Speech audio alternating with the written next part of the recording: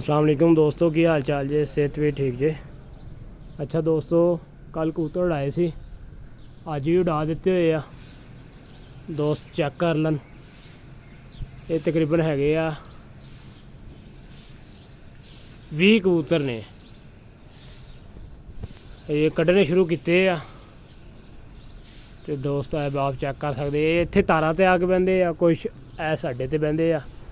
तो दोस्तों असी कल कबूतर एक छड्डे सी जदों, ते यह कबूतर जिहड़ा तुसीं देख रहे हो खब्बी साइड ते, यह कबूतर कल साडा रह गया सी ते असीं समझिया किते डिग गया, लेकिन ये अज आया वा, आके इत्थे बैठा है ना। हुण ढिला हो गया।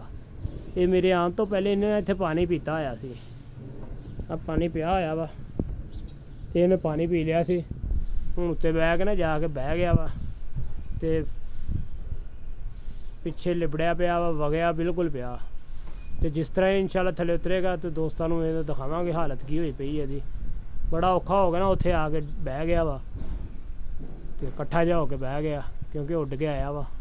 बकाया अपडेट दोस्तों को देंदे रहांगे। बहुत शुक्रिया दोस्तों। ऑल पाकिस्तान पिजन क्लब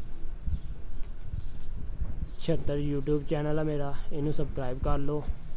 इंशाल्लाह नवी वीडियो तुहाडे तक आंदी रहेगी।